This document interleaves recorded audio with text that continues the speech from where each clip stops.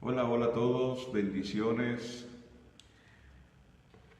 bendiciones para todos, qué bueno estar nuevamente dirigiéndome a ustedes, compartiendo como lo hemos venido haciendo los viernes, ya al inicio del Shabbat, viernes por la noche, la porción de la parashá de esta semana. Y bueno, en esta nos toca una historia con la cual yo me identifico mucho dentro de todo lo que abarca la parashá de esta semana, que se llama Vayeshev, y es el proceso de la vida de José.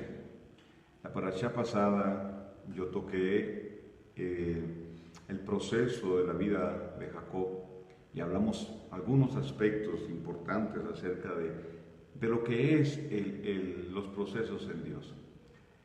Y la vida de José, en mi opinión, representa uno de los ejemplos tal vez más claros de un proceso en Dios, de cómo pasar de forma correcta, con una actitud, una buena actitud para atravesar un proceso difícil. Me habla del entendimiento que proféticamente se necesita para poder atravesar los procesos en Dios. Entonces, vamos a hablar hoy del proceso de José. Lo voy a hacer en dos partes, porque la parashá pues, de esta semana va del 37:1 al 40:23, el libro de Génesis. Entonces, la semana entrante concluiré, hoy inicio, doy la primera parte, y la semana entrante entonces daré la segunda parte. Yo divido el proceso en la vida de José en tres etapas. Podrían ser cuatro, podrían ser cinco, pero yo la divido en tres etapas. De 0 a 18 años, de 18 a 30 y de 30 a 110, perdón. José vivió 110 años. Entonces, de 0 a 18 estuvo en la casa de su padre. De 18 a 30 vivió todo el proceso de que sus hermanos lo vendieran, el proceso del tiempo en casa de Potifar, la cárcel, y luego de los 30 es llevado por la interpretación de los sueños, etcétera, a Faraón. Fue llevado a ser establecido como segundo a bordo en Egipto. El proceso de José yo le llamo procesados para gobernar, es decir, el proceso que vivió José es un proceso que estaba determinado por Dios para que José gobernara. Adelantándome un poco, los egipcios dijeron de José que José había sido como un padre para ellos. ¿Por qué? Por todo lo que José hizo, toda la provisión que él generó, la bendición que él generó en el tiempo de hambruna, las reformas que él trajo. Él prácticamente estuvo al frente de Egipto y el pueblo lo vio como un padre. Fue usado por Dios de una manera extraordinaria, porque no estaba en medio de su pueblo. Sin embargo, en Egipto él mantuvo sus principios, él se movió de acuerdo a lo que la Torá establecía, y entonces Dios lo prosperó, aún en tierra de Egipto. Entonces, el proceso que él vive tiene un objetivo: gobernar sobre Egipto, y por ende ser bendición para su pueblo, porque en el tiempo de hambruna, José se convierte en el recurso de Dios para que su pueblo pueda estar protegido, guardado y tener provisión. Entonces, todo lo que Dios genera a través de José, de forma indirecta, bendice a Egipto, pero fue diseñado para bendecir y guardar a su pueblo. Y fue en Egipto donde el pueblo de Israel, nuestro pueblo, se multiplicó. Ahora, vamos a iniciar entonces. De 0 a 18, José está en la casa de su padre. Podríamos hablar mucho de todo lo que tiene que ver con la formación de José, la importancia de la instrucción en casa, la importancia de la instrucción y el modelaje paternal, la importancia del núcleo familiar, aun cuando al leer el relato nos damos cuenta que hubo ciertas fracturas en esa relación familiar. ¿Por qué? Bueno, porque según plantea el texto, los hermanos de José le tenían envidia. Le tenían envidia o le tenían celos. Lo cierto, es que José a lo primero que se enfrenta es a los celos de su familia, de sus hermanos específicamente. En el capítulo 35, el capítulo 37, que es donde iniciamos, en el verso 3, dice la Escritura: y amaba Israel, Jacob, recuerde que le cambiaron el nombre, a José más que a todos sus hijos, porque lo había tenido en su vejez, y le hizo una túnica de diversos colores, dice la traducción de la Reina Valera. Pero realmente lo que Israel, Jacob, le da a José no es una túnica de colores, sino un talit que hizo con el vestido de su madre. Entonces, al darle el talit a José, la implicación que eso tiene es que José asume la primogenitura, es decir, la dignidad de ser jefe. Entonces, no solo había, voy a decirlo de esta manera, cierta inclinación de Jacob sobre José, una relación que marcó una diferencia con los demás. Y tal vez me extiendo un poquito aquí, una relación que fue diferente, tal vez no tanto, por la actitud de Jacob, sino más por la actitud de José. Recordemos que José es tipo de Yeshua. Y aquí empecemos a conformar toda esta estructura profética, de proyección profética, porque es ahí donde yo quiero enfocarme al tocar un aspecto de todo lo que abarca la parashá de esta semana. José es tipo de Yeshua. Entonces, la primogenitura le es entregada a José, y usted conoce bien la historia, y no quiero entrar en ese detalle porque quiero enfocarme en otras cosas. Él le es entregado el talit. ¿Qué representa el talit? Entre otras cosas, la primogenitura. Le da la autoridad de ser jefe, la dignidad de ser jefe. Esto anticipaba proféticamente la primogenitura de Yeshua. Dice la Escritura que Yeshua es primogénito, el primogénito entre muchos, el primogénito de la creación, el primogénito de la resurrección, el primogénito del Padre, etc. Entonces, José recibe el talit como una honra para él, pero eso implicó que sus hermanos reafirmaran o generaran mucho más resentimiento en contra de él, o celos. Lo cierto es que ahora José es el que es asignado por Israel, por Jacob, para ser el sorbedor de la familia, para ser el que continúa todo el proceso de dirigir al pueblo y de cargar en el buen sentido con el peso de la responsabilidad de continuar lo que Dios le entregó a Abraham, luego a Isaac y a su padre, el legado. Entonces,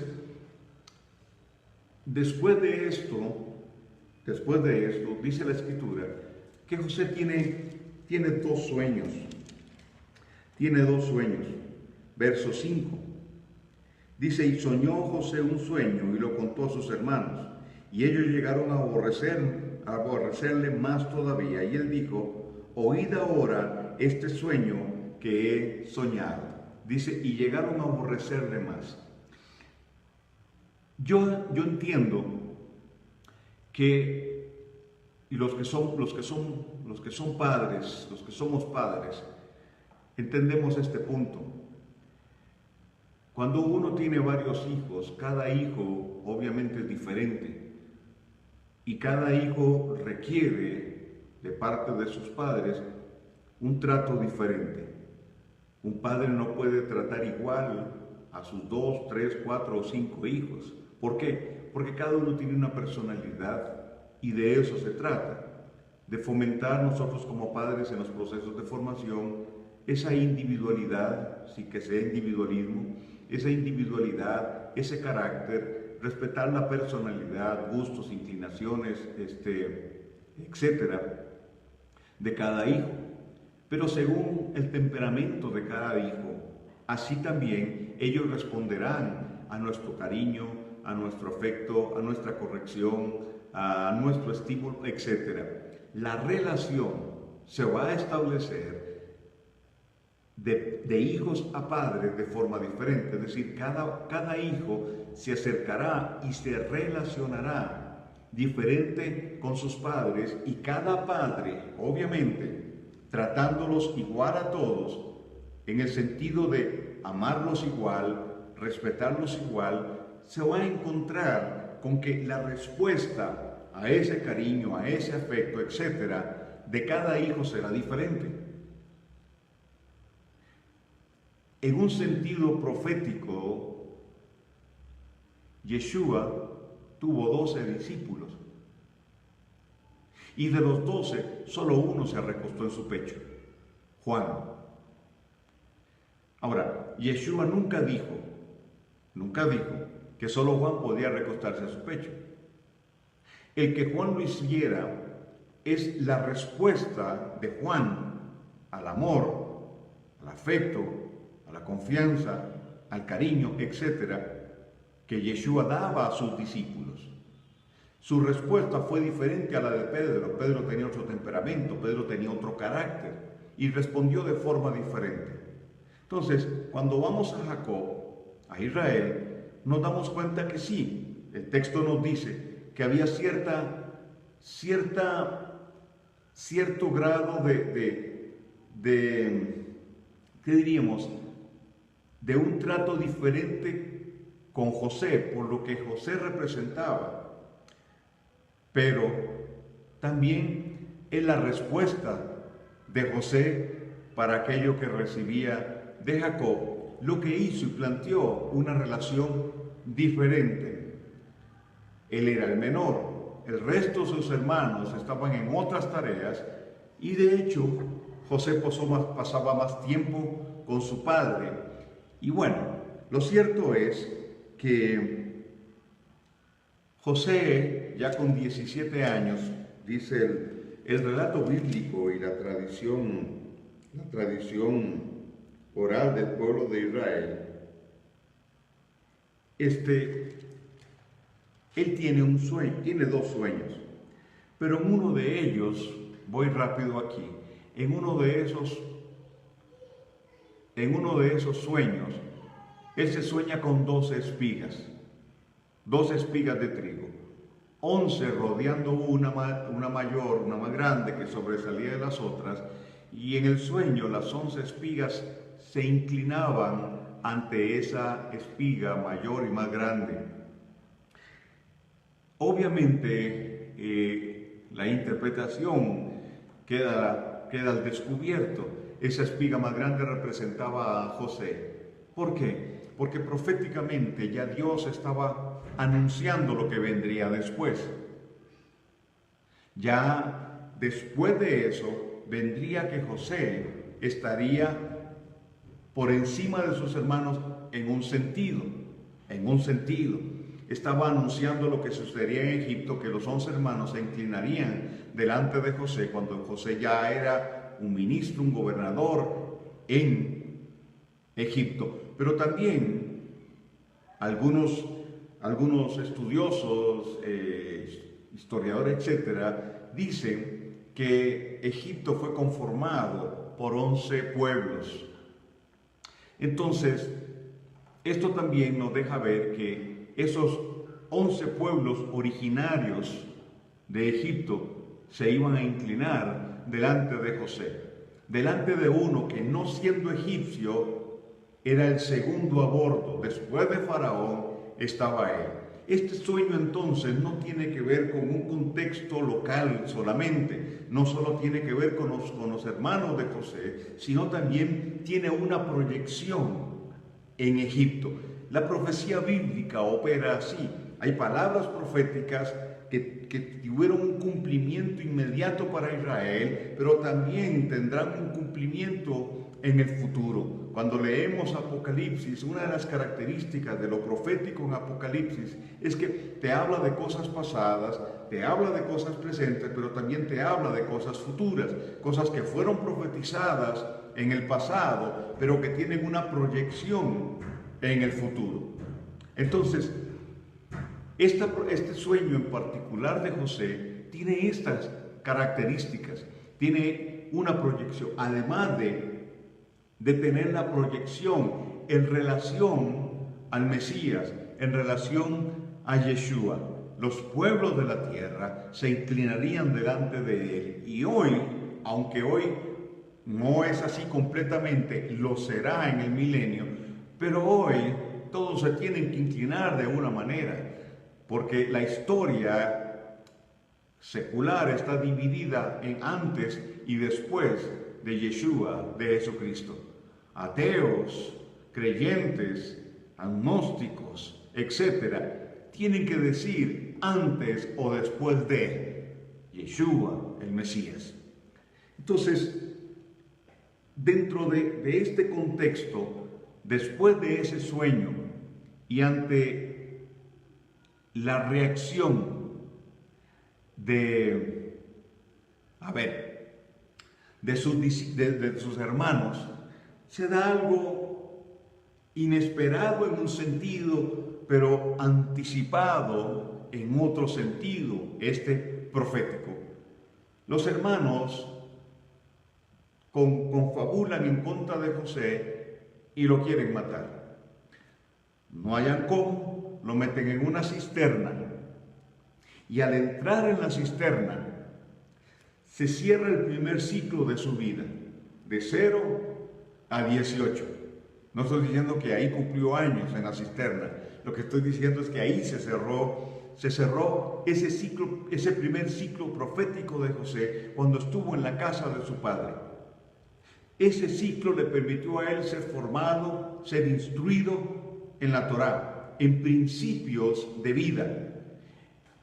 Ese primer ciclo le permitió a él la formación que luego iba a necesitar. Esa formación en casa de su padre es lo que él iba a necesitar para pasar luego el proceso que tuvo que pasar y luego para gobernar.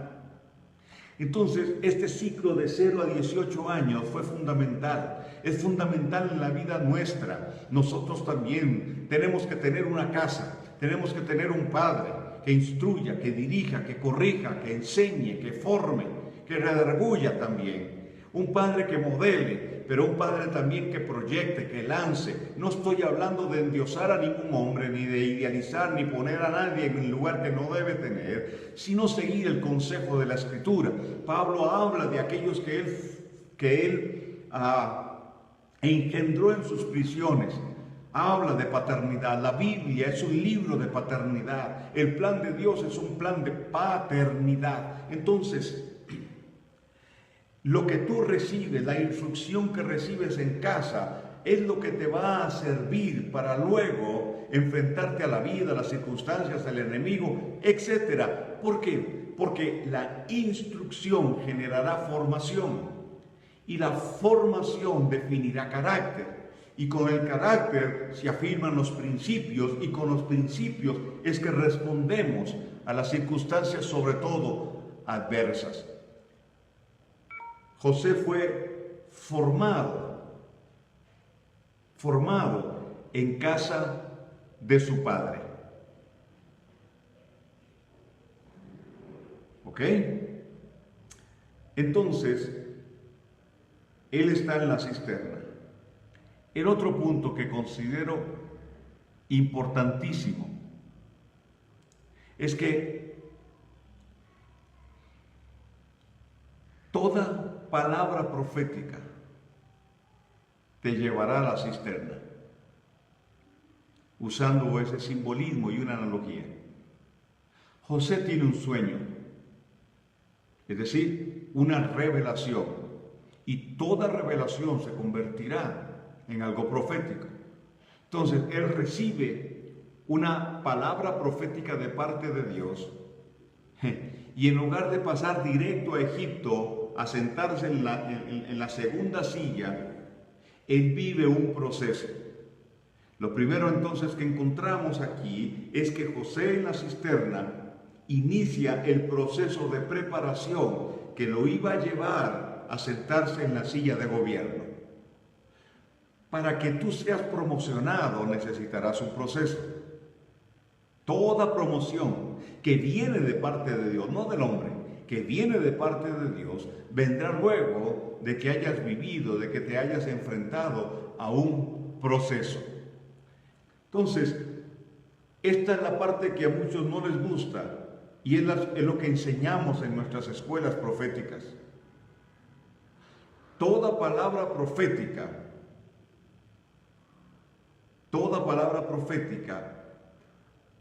te someterá a un proceso, te llevará a una cisterna. Ahora, hoy muchos andan detrás de profetas para que les den palabras proféticas.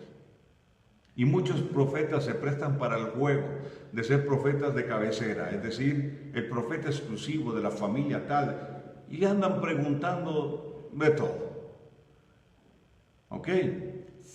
Entonces, si la gente supiera que una palabra profética te meterá en la cisterna, que inevitablemente una palabra profética va a iniciar un proceso, porque para el cumplimiento pleno de esa palabra no está listo, la persona no está lista. Tiene que vivir el proceso para que se den las condiciones internas y las condiciones externas para que esa palabra tenga el cumplimiento. Esa palabra no va a requerir un proceso. Esa misma palabra que te entrega el Eterno a través de un profeta, de un ángel, directamente de Dios, de un asna. Esa palabra va a trabajar internamente en tu vida para luego llevarte al tiempo del cumplimiento pleno. Y este tema es importantísimo. ¿Por qué? Porque muchos abortan a la mitad. Muchos se lanzan a lo que Dios les dijo sin haber terminado el proceso. Y todo el que se tira del crisol caerá al fuego. Antes de tiempo caerá al fuego. Inevitablemente. Y a través del tiempo yo he visto personas con un llamado extraordinario, con un potencial enorme, perderse. Y no estoy hablando del pecado ni del mundo, perderse ¿por qué? Porque se adelantaron, porque creyeron que ya estaban listos, dividiendo iglesias. Profetas que dividen iglesias, ¿por qué? Porque creyeron que ya estaban listos y su padre espiritual no lo había visto, Dios no se lo había revelado. Estoy hablando de aquellos que son realmente padres, no líderes que te sienten rivalidad por el que está creciendo, por el que está avanzando. Entonces, en el caso de José, él es llevado a la cisterna, pero hay algo extraordinario en la vida de este hombre, de verdad que a mí me ministra mucho. ¿Por qué? Porque a partir de ese momento, Y durante los próximos 12 años de tribulación que pasó José, él nunca, nunca blasfemó contra Dios. Nunca se quejó. Ni el relato bíblico, ni la tradición oral no lo dice. ¿Qué sucede entonces? Lo meten en la cisterna, 2 de sus hermanos se compadecen de él y se lo venden a los ismaelitas. Los ismaelitas lo toman, se lo llevan a Egipto y se lo ofrecen a Potifar. Ponga cuidado a esto. Dice la tradición oral que Potifar no se los quería comprar. ¿Y saben por qué? Porque Potifar decía: ustedes me vienen a vender a este que tiene rostro de príncipe. No sea, dijo Potifar, que su padre, un rey, venga y reclame a su hijo y me meta yo en un lío. Por favor, estuvo algunos días en la cisterna y luego lo venden como esclavo. ¿Cómo andaba José? Yo me imagino que su condición, su aspecto no era muy bueno físicamente. Y sin embargo, Potifar pudo ver en él el rostro de un príncipe. Es decir, vio la realeza que había en él y claro que la tenía. Vio la gracia de Dios sobre él. Vio la vida de Dios en él. Vio la bendición de Dios en él. Los ismaelitas lo convencen y entonces Potifar lo compra. Y el relato bíblico dice que rápido, puso a José al frente de todo lo que tenía. Perdón, él viene saliendo de la cisterna. Sus hermanos lo venden. Piense en el dolor sentimental. Piensen en el dolor en su alma, el conflicto sentimental, digo mejor, que José podía estar experimentando. Es vendido como un esclavo, siendo el hijo de Israel, siendo el primogénito, siendo el heredero, siendo el jefe,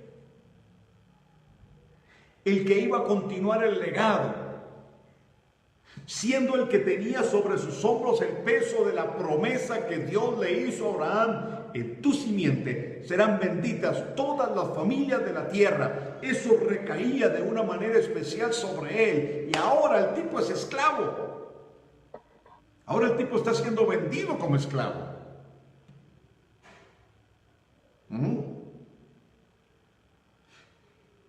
¿Qué actitud tenía? Que Potifar lo toma. Imagino que le dio unos días y no necesitó mucho tiempo para darse cuenta de la madera que tenía José. Y lo puso al frente de todo lo que tenía. Potifar no era cualquier hombre, no era cualquier tipo. Era un alto funcionario en Egipto. Hay varias versiones en relación a esto. Sí, hay varias versiones. En relación al nombre Potifar, algunos dicen que Potifar significa, el nombre significa carnicero. Otros dicen que el significado del nombre Potifar es eunuco, o él era eunuco. Yo solo voy a plantear los hechos, no voy a tomar ninguna posición de cuál era su nombre, pero las circunstancias algo nos dicen. ¿Cuáles son las circunstancias? A esto me refiero. Dice el relato bíblico que cuando llegó el día de la fiesta del Nilo, cuando llegó el día de la fiesta del Nilo, donde todos tenían que ir a la fiesta, porque recuerde que según la creencia egipcia, el dios Ra se paseaba por el Nilo.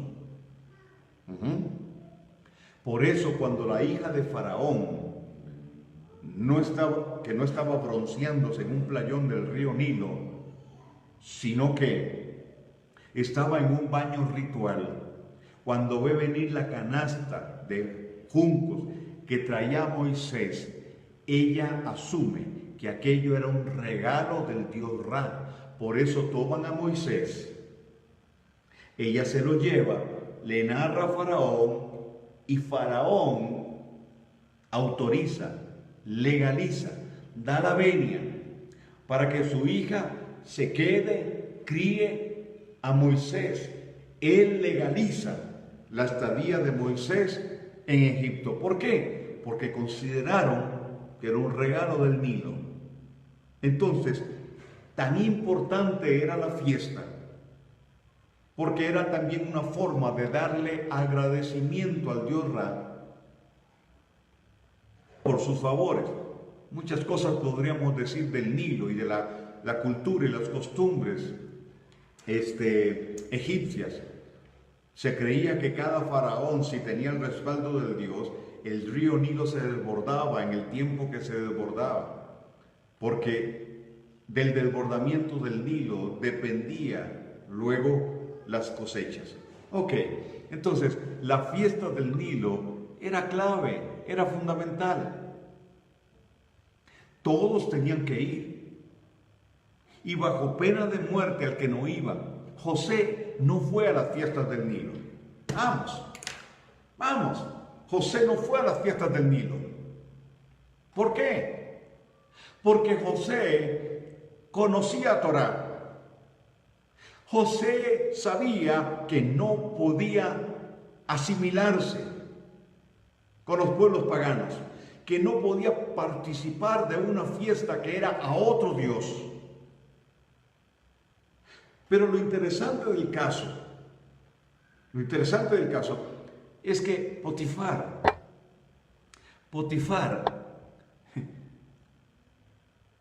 no lo manda a la cárcel, no lo denuncia, no se enoja con él. Él entiende el tema. ¿Por qué lo entendió? ¿Por qué se lo permitió? Porque dijo, bueno, este es hebreo y como hebreo que es. A ver, José se había ganado la confianza de Potifar. Pero José había demostrado sus principios, su valía. Y yo creo que José dijo firme y categóricamente, no voy a las fiestas del Nilo, no participo de lo que es pagano, de lo que no está de acuerdo a mis creencias y a lo que mi Dios ha establecido. ¿Sabe cuál es el problema del pueblo de Dios hoy? Uno de los problemas, que el pueblo de Dios, lo que llamamos iglesia, en una gran mayoría sigue asistiendo a las fiestas del Nilo. Es decir, se celebran todas las fiestas paganas. Nadie cuestiona las fiestas que se celebran. Nadie. Gente profética, gente que dice ser profética y no dudo que lo sea, gente que es apostólica, gente que tiene tremenda palabra, tremenda enseñanza, iglesias enormes, y ponen 6, 7, 8, 9 arbolitos de Navidad, es decir, la representación de Nimrod en las tarimas, a lo que algunos le llaman púlpito o altar. Muchos siguen celebrando todas esas fiestas que ninguna de ellas, las del calendario gregoriano, ninguna de ellas tiene un fundamento bíblico. Ni siquiera la llamada Navidad, ninguna de ellas tiene fundamento bíblico. Entonces, bueno, alguno estará diciendo, Carlos Soto, pero ¿por qué usted se mete siempre con eso? Claro que me meto con eso. Claro, y lo voy a seguir denunciando. Porque sin saber, bueno, solo con la historia te podrías dar cuenta de que todas las fiestas que están en el almanaque, en el calendario greco-romano, todas tienen un origen pagano. Todas están relacionadas con un culto a una deidad. Y la Biblia dice que detrás de las imágenes estaban los demonios. Entonces, ¿es culto a quién? Pablo nos exhorta y dice que no participemos de las obras infructuosas de las tinieblas, sino más bien tenemos que reprenderlas. No, es que eso es inocente. No, no hay nada inocente. La ignorancia es lo que hace que se vea algo inocente.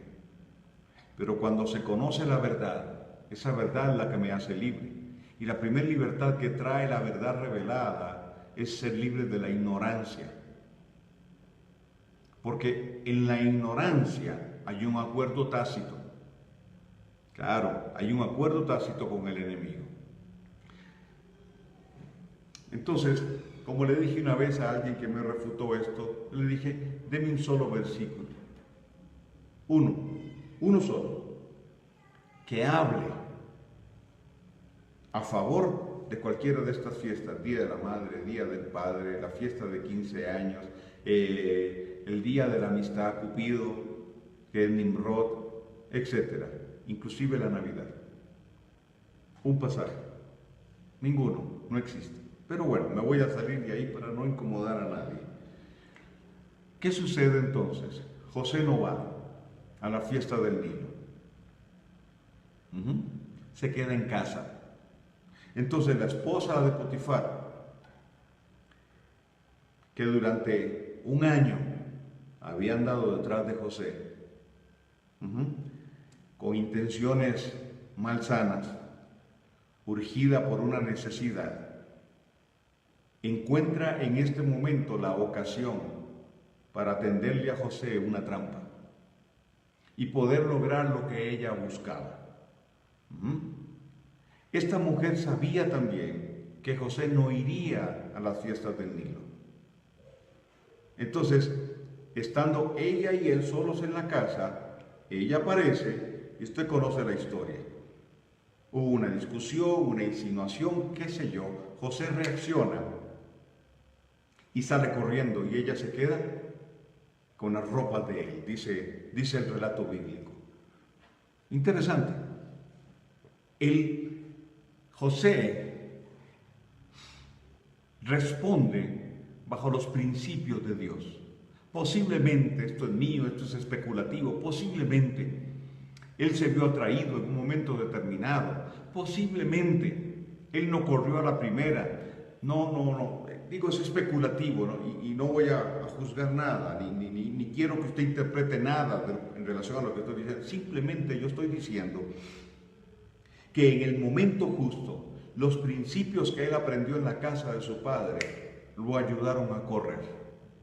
Luego de eso, como la mujer no obtuvo lo que ella quería, lo acusó de abuso sexual. Lo acusó de haberle hecho lo que nunca le hizo, que ella quería que él hiciera, pero él no quería hacérselo. A ver, ella da su testimonio a su marido. Ahora, póngase en la sandalia del marido. Si la mujer le dice, este tipo quiso abusar sexualmente de mí, y aquí están las pruebas, tengo sus ropas en mi mano, ¿qué hombre, qué esposo no respaldaría a su mujer? Por bueno que sea el tipo, por bueno que sea José, buen administrador, por todo lo que usted quiera. Porque dice la Escritura que José hizo prosperar la casa de Faraón. Siendo esclavo, hizo prosperar la casa de Faraón. Por bueno que sea el tipo, no importa cuánta prosperidad me haya traído, se sobrepasó con mi esposa. La pena por ese delito en Egipto era muerte. Era ahorcado, muerte en una horca. Sin embargo, se da un atenuante. La condena se rebaja. ¿Por qué se rebaja la condena? Dice la tradición oral del pueblo de Israel que hubo un testigo, más bien una testigo,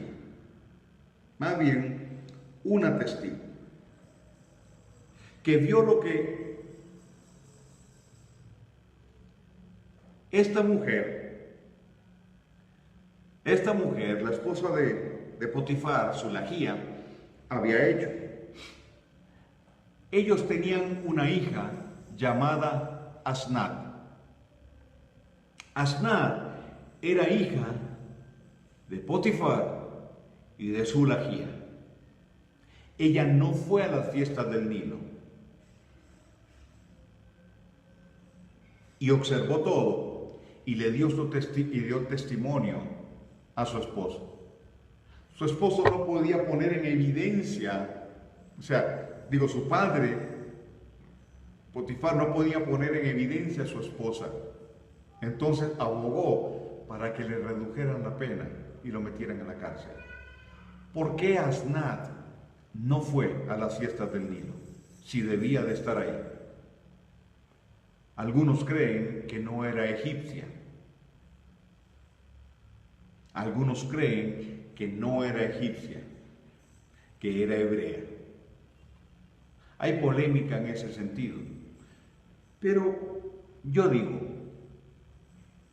cuando José lleva a sus hijos a que los bendiga Israel, a Efraín y Manasés, porque Asnat luego fue la esposa de José,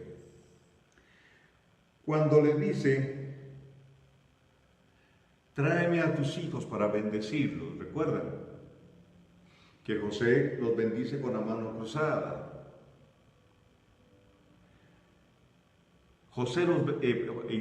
Jacob, los bendice con las manos cruzadas. Jacob le dice, tráemelos para bendecirlos como si fueran mis hijos.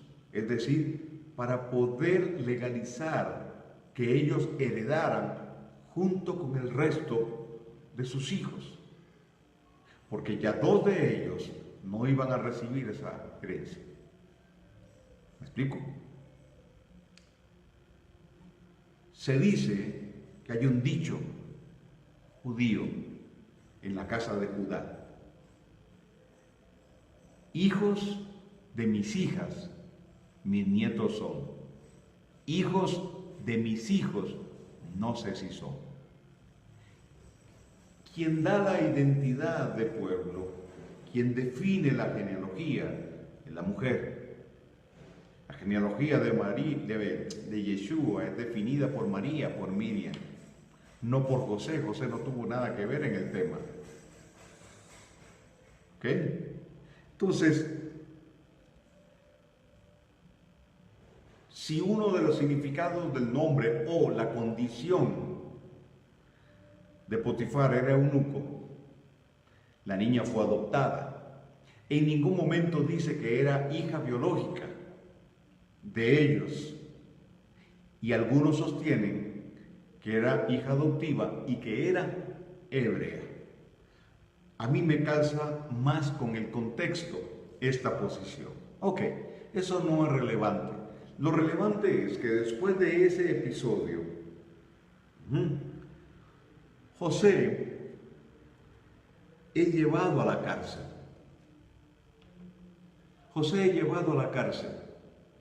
La pena era de muerte, pero es reducida la condena y es llevado a la cárcel. ¡Ay, Dios! Dice el relato bíblico que el alcaide de la prisión, no el alcalde, puso a José a administrar la cárcel. Espérate, lo mismo que vio Potifar, lo vio el jefe de la cárcel. Y tomó a José y lo puso al frente de la cárcel. ¿Y sabe qué sucedió? José hizo prosperar la cárcel. A ver, ¿en qué cabeza cabe, diríamos en mi tierra, que un hombre que es acusado falsamente, encarcelado por algo que no cometió, acusado siendo inocente. Primero, el celo de sus hermanos, lo meten en la cisterna, lo venden a los ismaelitas como esclavo. Los ismaelitas se lo venden a Potifar.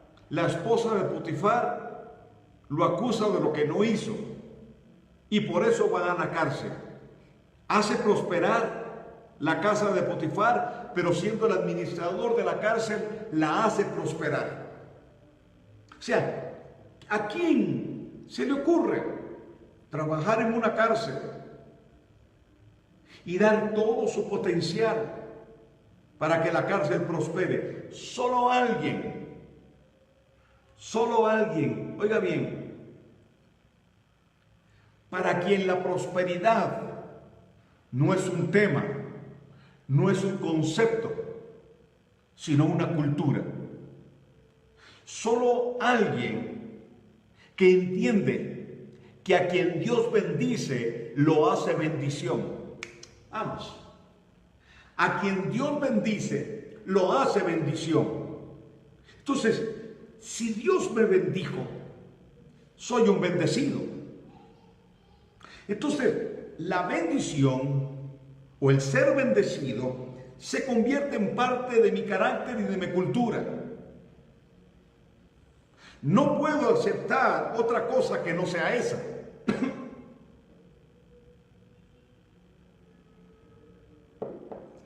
Todo lo que yo haga como un bendecido prosperará. Todo lo que yo haga como un bendecido se multiplicará. Habrá multiplicación que se va a generar de mí. Cuando yo bendiga a otros, voy a impartir, voy a activar este potencial.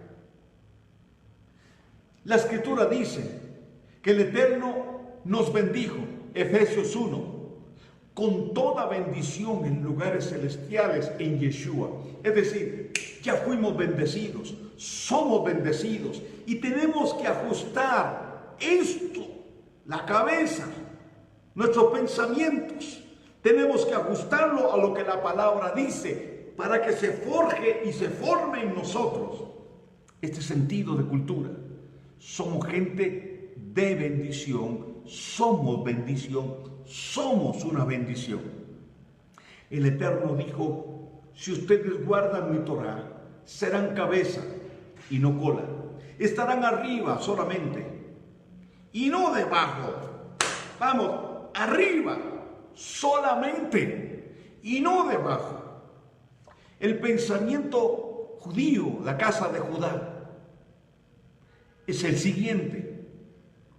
Un judío puede empezar desde abajo, pero empieza desde abajo teniendo claro que es cabeza y no cola y que estará arriba y no abajo.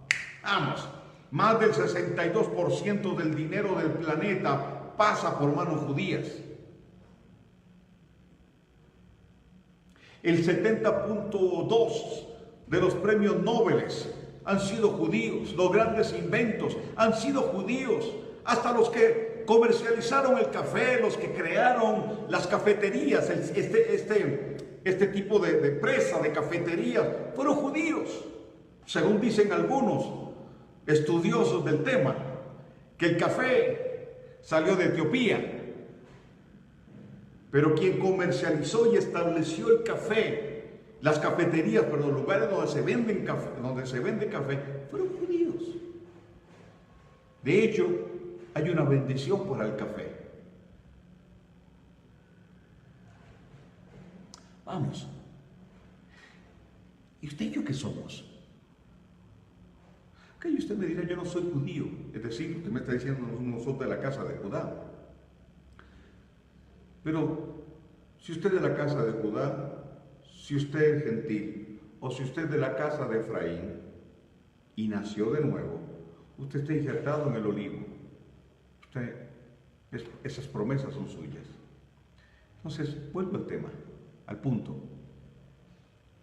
José, en casa de Potifar, hace prosperar la casa y va a la cárcel y hace prosperar la cárcel. Quiero hacer hincapié en esto. ¿Cómo estaba el alma de José? Tenía tiempo de no ver a su padre ni a sus hermanos lo vendieron, lo acusan, falso testimonio, lo meten a la cárcel por eso.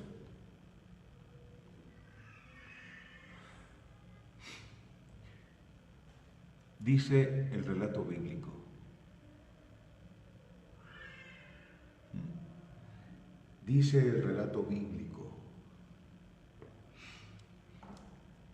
que a pesar de todo eso,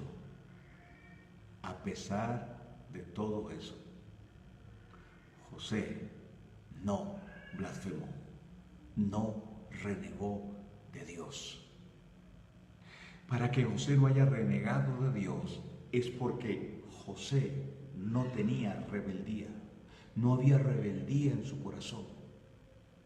Porque lo primero que sucede en nosotros cuando entramos en una crisis, cuando las cosas no se nos dan como pensamos o queremos, o cuando creemos que Dios no está cumpliendo lo que Él tiene que cumplir, es rebeldía.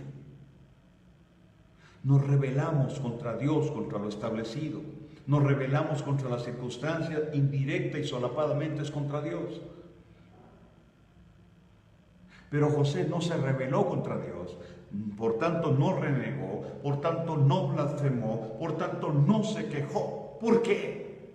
Oiga bien esto.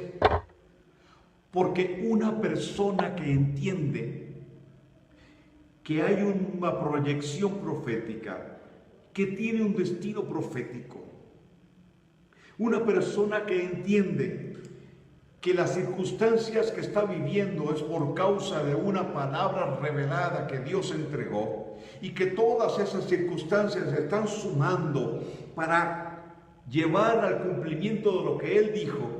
Una persona que tiene claro que al otro lado del puente está el Dios eterno que le dio la palabra, que lo ha impulsado hasta aquí, no va a renegar, se va a alinear, va a luchar para no reaccionar ante las circunstancias, va a luchar para no reaccionar ante las personas que son parte de esas circunstancias, y aun cuando se encuentre el enemigo en medio de eso, no culpará al enemigo, lo reprenderá sí, pero no lo culpará porque entenderá que a la mano de Dios es la que está detrás de todo eso. Yo no le estoy diciendo a usted que Dios, porque no creo en esa teología de lo permisivo, que Dios permitió.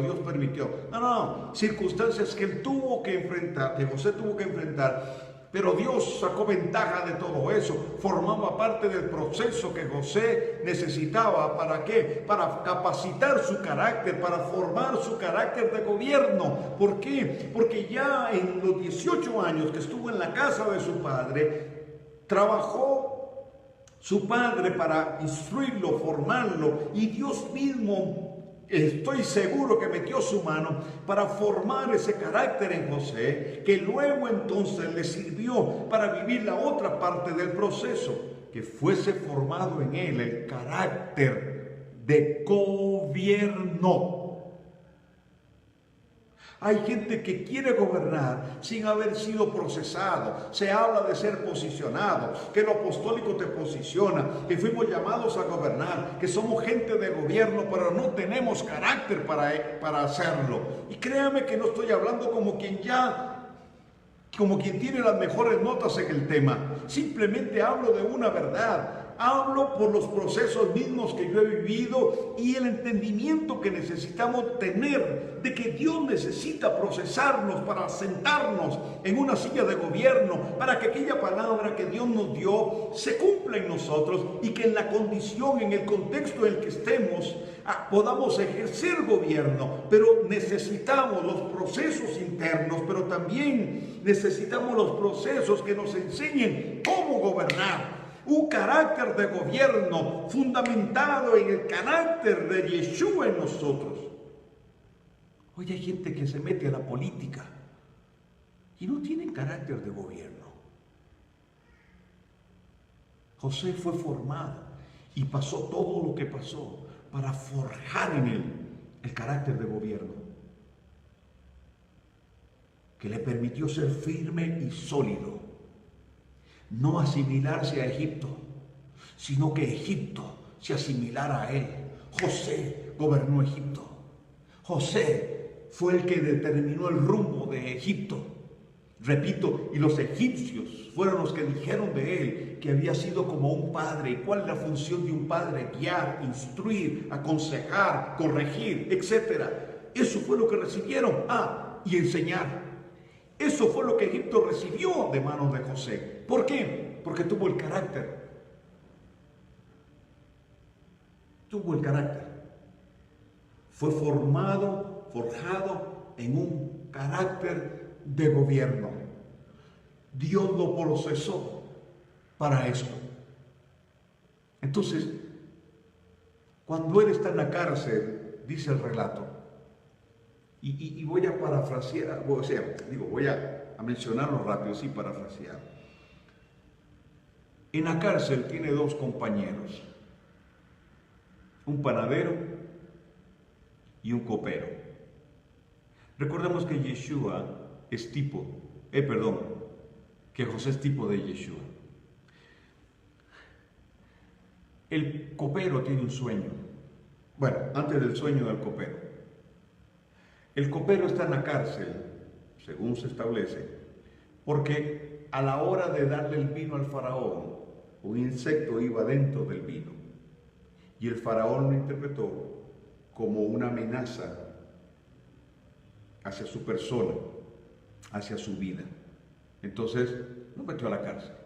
El panadero está en la cárcel, se dice, porque dentro del pan que le entregó a Faraón iba una piedra y de igual manera se interpretó como un atentado contra su vida y se fue lo mandaron a la cárcel. Lo cierto es que el copero tiene un sueño. José se lo interpreta. Y en la interpretación que le da del sueño, José le dice que él sería reintegrado en su puesto, que Faraón lo perdonaría y lo volvería a instalar en el puesto que tenía. El panadero se resiste a creer en José, pero cuando vienen a llamar al copero y lo reinstalan en su puesto, entonces el panadero le dice a José que él había tenido un sueño, le cuenta el sueño. Ahora, vea esto.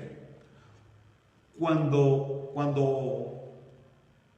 el copero sale de la cárcel y lo van a llevar a ser reinstalado en su puesto, José le dice: háblale a Faraón de mí. Háblale a Faraón de mí. Es decir, aboga por mí. Y pasaron 2 años y al copero se le olvidó José. No le dijo nada a Faraón. Pero yo me pregunto, ¿qué le iba a decir? Mira, Faraón, conozco a un José, el tipo es buena gente. Mira, lo metieron a la cárcel pero él no le hizo nada a la mujer. ¿Cómo podía hacer eso? Y no era la forma en que Dios lo quería hacer. No era la forma en que el eterno Dios quería cerrar el ciclo de formación con José. A veces nosotros esperamos que Dios nos saque de un proceso a la forma que nosotros queremos o de la forma que nosotros queremos. A veces nos valemos de eso, de dígale, háblele, venga, vaya, ore por... No es de esa forma. Los ciclos terminan cuando terminan, es decir, cuando Dios dice, es aquí el momento de salir, es cuando has pasado justamente el proceso, cuando has cumplido, cuando has hecho la tarea, que Dios ahí termina el proceso, entonces te esperará la silla de gobierno. Espérate un momento. El copero es restaurado en su puesto. Cuando el panadero le cuenta el sueño, José se lo interpreta. Pero la interpretación del sueño tenía como final que el panadero moría. Si José es tipo de Yeshua, en el copero y en el panadero tenemos 2 símbolos: el vino y el pan. el vino que representa la sangre de Yeshua habla de la redención, habla de la sangre del pacto renovado. Pero el pan habla del cuerpo de Yeshua que fue molido. El panadero tenía que morir y el copero tenía que vivir. Al panadero le hubiera gustado ser copero, me imagino. Este simbolismo es hermoso. Ahora, quiero concluir esta parte con lo siguiente. José estuvo 18 años en casa de su padre y 12 años en el proceso de la cisterna a la cárcel. Cuando él cumple 30 años, es cuando el faraón tiene un sueño. Ese sueño, que luego es interpretado por José, es lo que le da el pase a la siguiente etapa a José. Y de eso voy a hablar la semana entrante. Porque tanto el sueño del copero como el sueño de Faraón se dieron en una festividad bíblica, como los grandes acontecimientos que se narran en la Escritura se dieron en las festividades. José fue procesado 12 años y dice la Escritura que gobernó 80. Murió a los 110.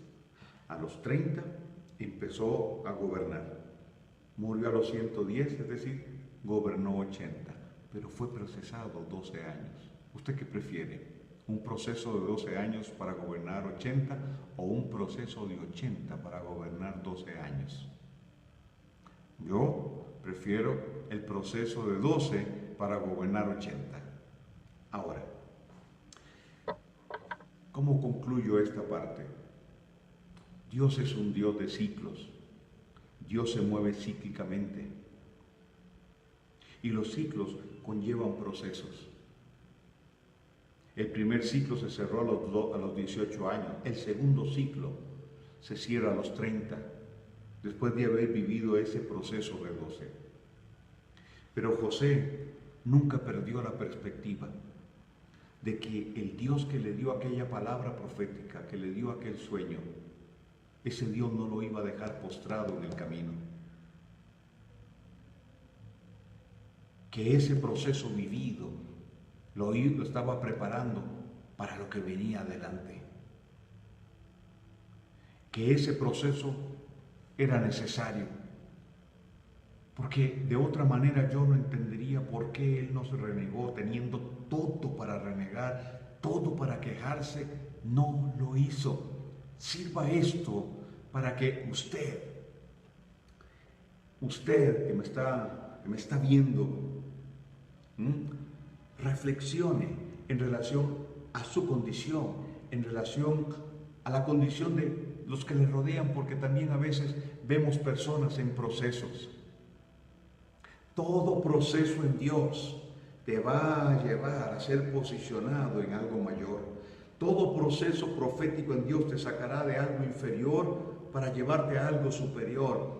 Todo lo que Dios hace va en aumento. Los verbos claves en la Escritura, en pasajes claves, están en sentido continuo. El que empezó la buena obra en nosotros la perfeccionará. Vamos de gloria en gloria, de victoria en victoria. Estamos siendo, todos los verbos están en sentido continuo. La llenura del Espíritu de Dios no es un evento, no es un momento, es un proceso. Vamos siendo llenos. Entonces, ubica tu vida. ¿Dónde estás? ¿Qué es lo que Dios ha estado haciendo? Toman el pulso, como digo yo, a Dios. ¿Qué es lo que Dios ha venido hablando? ¿Hacia dónde Dios te quiere llevar? Pero yo le digo a su pueblo, al pueblo de Dios, al pueblo del Dios eterno, entendiendo un poco de esto profético y aplicándolo al proceso que el pueblo de Dios hemos vivido en los sobre todo a partir del 2000, en los últimos 18 años, Dios ha venido limpiando, Dios ha venido puliendo. Y sí, hemos pasado de la cisterna a los ismaelitas en un sentido,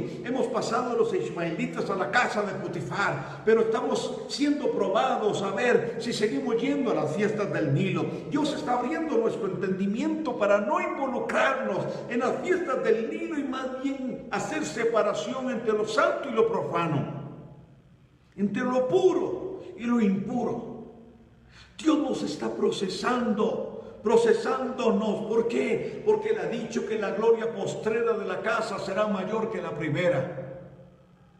Él está hablando de que Él nos ha estado, que viene un tiempo glorioso para su pueblo, y de hecho viene aun cuando lo que en el mundo está sucediendo no pareciera que se alinee con lo que Dios está diciendo. Sin embargo, cuando abundó el pecado, sobreabundó la gracia. Y cuando yo veo lo que está pasando hoy en el mundo, cómo se invierten los roles, cómo lo bizarro está tomando lugar, entonces me genera una expectativa de que habrá una mayor gloria de Dios, habrá una mayor unción de Dios, habrá una mayor revelación de Dios. Los santos seremos más capacitados, habrá una mayor unción a nuestra disposición, mayor sabiduría, porque la vamos a necesitar. Entonces estamos viviendo un proceso de la cárcel, porque aun cuando estamos en la cárcel, aun cuando estamos en situaciones difíciles, aun cuando el mundo nos sigue criticando, pero no pueden dejar de decir que tenemos cara de príncipes, que tenemos rostro de príncipe. No pueden dejar de ver la gloria que hay de Dios en nosotros. ¿Por qué? Porque donde quiera que vamos nos abren campo, porque aun cuando nos critican y nos tiran piedras,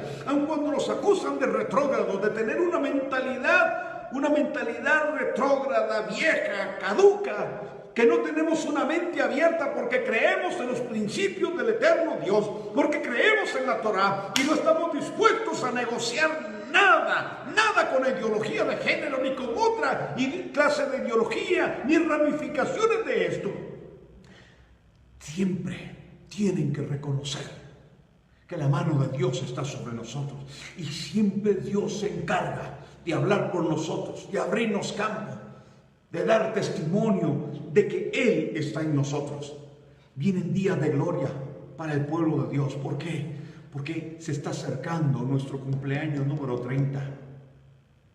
Sí, se está acercando nuestro cumpleaños número 30, donde nos sentarán en la silla, no como segundos con Faraón. Nos sentaremos en la silla que el eterno Dios preparó para nosotros para gobernar aquí, para ejercer gobierno y preparar la plataforma para la segunda venida de nuestro eterno Señor, no sin antes ser levantados para celebrar las bodas del Cordero. Hay una plataforma que está siendo preparada para esto. La próxima semana hablaré de la última etapa en la vida de José. Los 30, ¿qué representan los 30 años?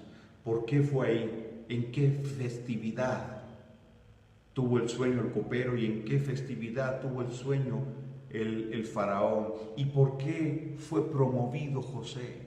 José no fue promovido por la revelación que tuvo. José no fue promovido por sus dones, sino por su carácter. No tiene que ver con dones, no tiene que ver con manifestaciones. Tiene que ver con carácter, tiene que ver con cosmovisión, tiene que ver con un sentido de administración, tiene que ver con un sentido de orden, del orden divino, tiene que ver con los principios que genera el patrón creador. Pero eso lo veremos la semana entrante. Shabbat Shalom para todos. Que la puerta del Kadam que se abre en este Shabbat traiga sobre tu vida revelación, conocimiento mayor de su Torá, pero también de nuestro Padre Eterno. Les bendigo en el nombre de Yeshua y nos vemos el próximo viernes en apertura del Shabbat. Shalom.